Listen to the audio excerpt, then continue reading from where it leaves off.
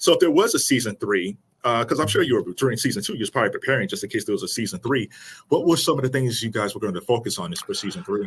I don't think it was a hardcore plan in place because you never know, but I can only speak to what I would have liked to have seen. And, I think there was a period of time where, as adversaries, Magic and Larry Bird sort of evolved into like friends. It went from college, hated out rivals. That's the way TV played it up.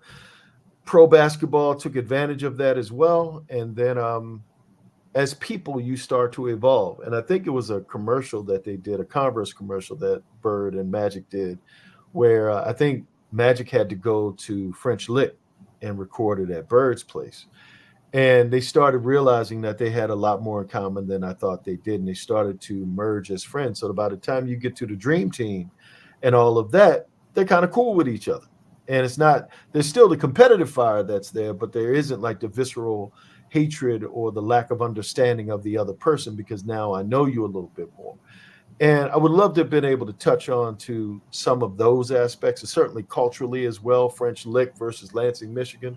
Not so much the basketball landscape, but the human being landscape of it. That would have been cool.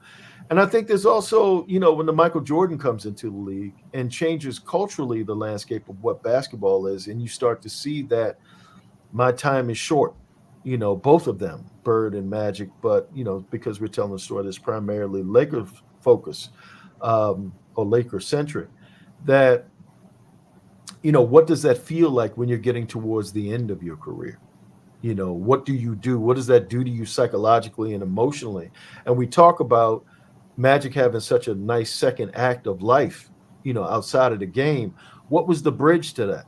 What was the thing that, who were the people that, of course, Cookie, but and his family now, but how did that happen? What was the evolution of that process? And I remember, if you remember when the Bulls played the Lakers and Jordan had that shot where you were one hand to the other and they beat the Lakers, what did it do to that team? What did it do to the organization? When did they start to see the need that we have to give up the past and go into the future?